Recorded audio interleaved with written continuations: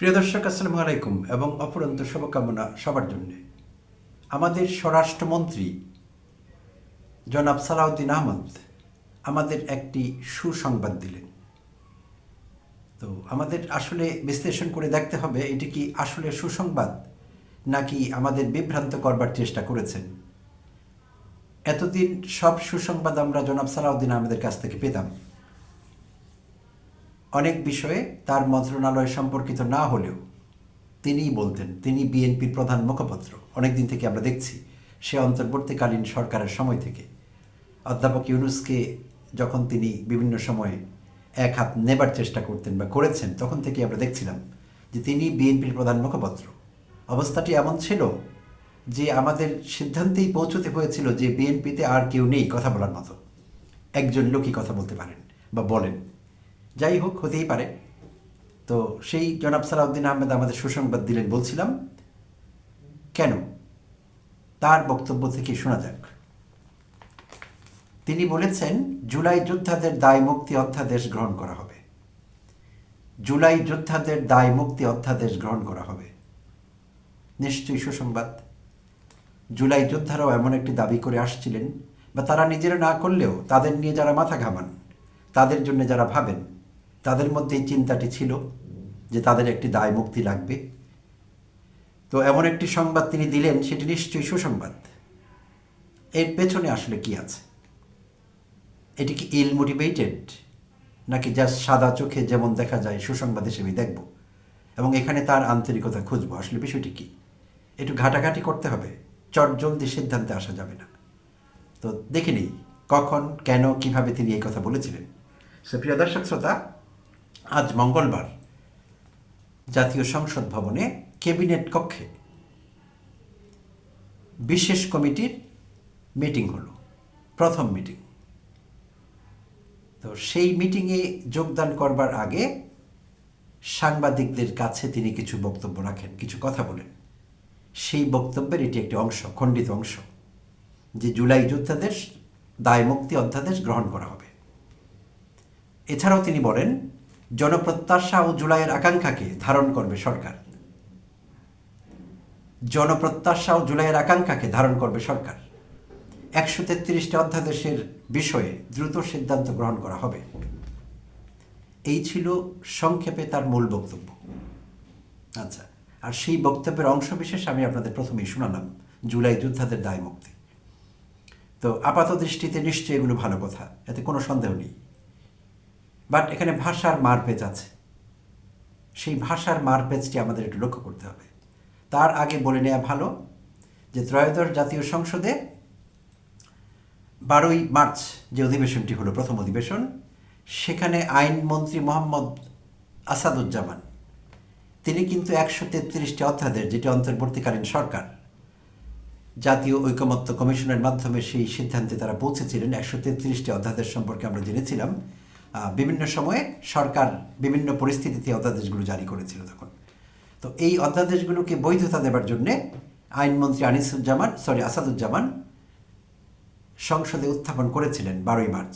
আর করতেই হতো, কারণ 30 কার্যদিবসের মধ্যে এই অধ্যাদেশগুলোর ভাগ্যে কিছু একটা ঘটতে হবে, না হলে এগুলো অটোমেটিকলি বাতিল হয়ে যাবে, কোনো কাজের আর থাকবে না। তো তাই তিনি উত্থাপন করেছিলেন, আইনমন্ত্রীর কথা বলছি। যদিও আইনমন্ত্রীর কথা আমরা খুব কমই শুনতে পাই। আইন বিষয়ক, সংসদ বিষয়ক, এরকম সংবিধান বিষয়ক কথাগুলো আমরা স্বরাষ্ট্রমন্ত্রী সালাউদ্দিন আহমেদের কাছ থেকে বেশি শুনছি। যদিও এইসব কথা আমরা আইনমন্ত্রীর কাছ থেকে শুনতে চাইব।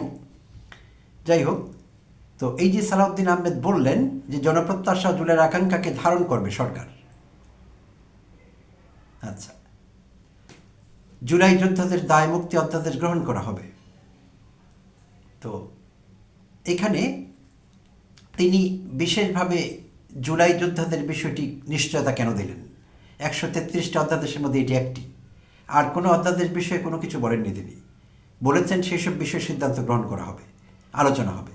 কিন্তু জুলাই যোদ্ধাদের দায় মুক্তির কথাটি সরাসরি বলে দিলেন যে এটি করা হবে। এইটি তো বিশেষ কমিটিতে গেছে, 133টি অধ্যাদেশ যাচাই বাছাই হবার কথা সেখানে। তাহলে আগাম কেন তিনি এই সংবাদ আমাদের দিলেন? কী উদ্দেশ্যে? কারণ আজকাল কথা হচ্ছে বিএনপি জুলাই সনদ বাস্তবায়নের পক্ষে নেই। Totally indifferent to the cause, একেবারেই উদাসীন। শুধু উদাসীন না, এখনও কথার মার পেছে জুলাই সনদ, জুলাই যুদ্ধ, জুলাই অভ্যুত্থানকে এখনও হাসি ঠাট্টায় দেখা হচ্ছে, অনেকেই দেখছেন। এমনকি সালাউদ্দিন আহমেদ নিজেই বলেছেন, প্রথম অধিবেশনেই বলেছেন, প্রথম দিনে, যে এরকম কিছু নেই। দ্বিতীয় দিনে বলেছেন এই অধিবেশন ডাকা হয়েছে, মহামান্য রাষ্ট্রপতি অধিবেশন ডেকেছেন সংসদ সদস্যদের জন্যে, ত্রয়োদশ জাতীয় সংসদের সদস্যদের অধিবেশন, এটি কোনো সংবিধান সংস্কার পরিষদের অধিবেশন না, এই জন্য ডাকা হয়নি। অর্থাৎ বিষয়টি তুচ্ছতাচ্ছিল্য অবহেলায় ছুঁড়ে ফেলে দেওয়া, এরকম ব্যাপারটি। তো তিনি হঠাৎ করে একটি অধ্যাদেশ নিয়ে কেন কথা বললেন? কারণ এইটিকে বলে জনতুষ্টিবাদী নীতি, পলিসি অব অ্যাপিজমেন্ট। জুলাই যোদ্ধাদের খুশি করবার চেষ্টা করলেন, যাতে আর কেউ উচ্চবাচ্য না করেন, যাতে তারা মনে করেন যে আমাদের তো ইনডেমনিটি হয়েই যাচ্ছে। কিন্তু বিষয়টি এরকম না। জুলাই যোদ্ধারা শুধু তাদেরই দায় মুক্তি চেয়েছেন এরকম না, তারা জুলাই সনদের বাস্তবায়ন চাচ্ছেন। জনাব সালাউদ্দিন আহমেদ যদি মনে করে থাকেন এইটি বলে তাদের খুশি করে দিব, হয়ে গেছে, হবে না, এটি ভুল ধারণা করছেন তিনি। তাই ভাগ্য যদি ভালো হয় 133টি অধ্যাদেশেরই ভাগ্য ভালো হবে, আর ভাগ্য খারাপ হলে এটিরও খারাপ হবে। অর্থাৎ বিশেষ কমিটি যাচাই বাছাই করে যদি এটিকে অযোগ্য মনে করে, দরকার নেই পাশ করবার, বা জুলাই যোদ্ধাদের ইন্ডেমনিটি দরকার নেই, তাহলে ইন্ডেমনিটি হবে না। আচ্ছা, তো যাচাই বাছাইতে অনেকগুলো রাখা হবে, অনেকগুলো বাদ পড়বে, এরকমই একটি ব্যাপার আছে এখানে। তো এই গেল এদিকের বিষয়। এর বাইরে আইনমন্ত্রী ঈদের ছুটির আগে গত 16ই মার্চ তিনি তার নিজ জেলা ঝিনাইদহে সম্ভবত খাল খনন কর্মসূচিতে উপস্থিত ছিলেন, খাল খনন কর্মসূচির উদ্বোধনীতে। সেখানে তিনি কিছু কথা বলেছেন আইনমন্ত্রী। প্রিয় দর্শক শ্রোতা, আইনমন্ত্রী মোহাম্মদ আসাদুজ্জামান অন্তর্বর্তীকালীন সরকারের অ্যাটর্নি জেনারেল ছিলেন, আপনাদের মনে আছে। আচ্ছা, তো তিনি ঝিনাইদহেতে বলেছিলেন, এবং তিনি বর্তমানে আইন, বিচার ও সংসদ বিষয়ক মন্ত্রী। জন আকাঙ্ক্ষা পূরণে নিয়মতান্ত্রিক ও সাংবিধানিকভাবে জুলাই সনদ বাস্তবায়নের জন্য সরকার বদ্ধপরিকর। আবার কথার মারপেচ। জন আকাঙ্ক্ষা পূরণে নিয়মতান্ত্রিক ও সাংবিধানিকভাবে জুলাই সনদ বাস্তবায়নের জন্য সরকার বদ্ধপরিকর। তো তাহলে আমাদের খুশি হবার জন্য যে কাজটি করতে হবে, কিছু অংশ মাঝখানে ব্র্যাকেটে রেখে তারপর পড়তে হবে। জন আকাঙ্ক্ষা পূরণে সরকার বদ্ধপরিকর, আর ব্র্যাকেটে রাখবো নিয়মতান্ত্রিক ও সাংবিধানিকভাবে। তাহলে আমরা খুশি হতে পারবো। বাট এখন যে ভাষার মারপেচ আছে, এটি খুশি হবার কোনো বিষয় নেই। এটি একটি চাতুরি, এবং এইটি জনগণকে বিভ্রান্ত করবার অপপ্রয়াস। তিনি বলেছেন নিয়মতান্ত্রিক ও সাংবিধানিকভাবে জুলাই সনদ বাস্তবায়নের জন্য সরকার বদ্ধপরিকর।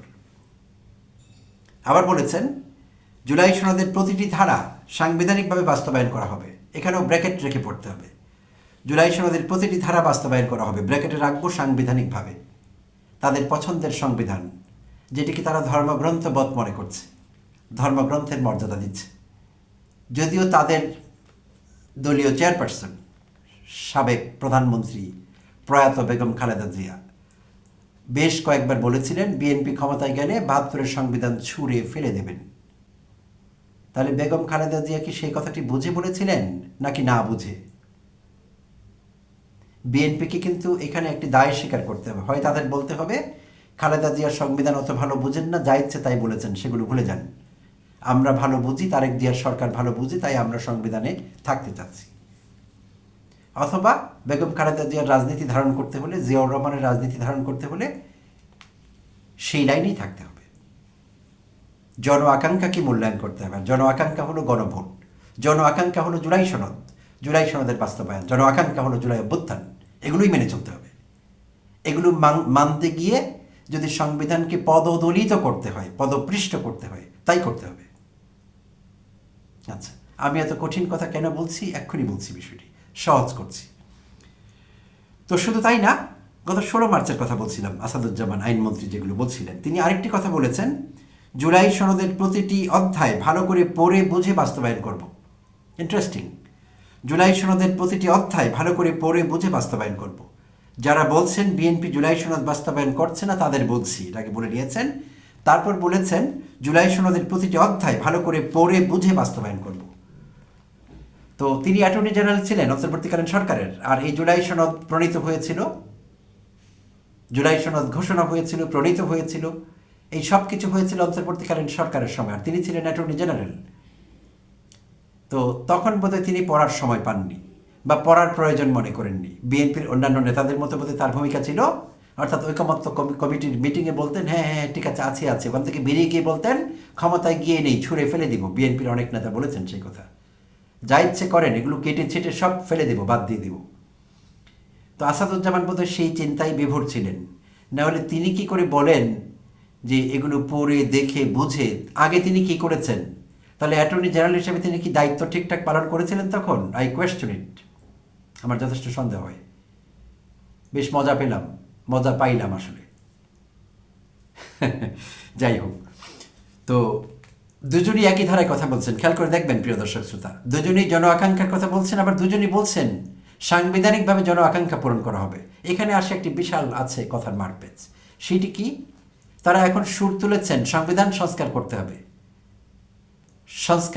সংবিধান সংস্কার টরিষদ লাগবে না, সেই পরিষদের সদস্য তারা হবেন না, শপথ নেবেন না। না নিয়ে তারা, যেহেতু তারা মেজরিটি পেয়েছেন, 2/3-এরও বেশি ভোটে তারা নির্বাচিত, তাদের আসন আছে তো পর্যাপ্ত, তারা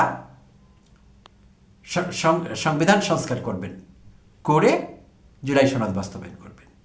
তো এখন সংবিধান সংস্কারের বিষয় যখন আসবে, তখন যেই বিষয়টি আসবে সামনে, সেটি হলো সংসদ সদস্যদের মর্জি।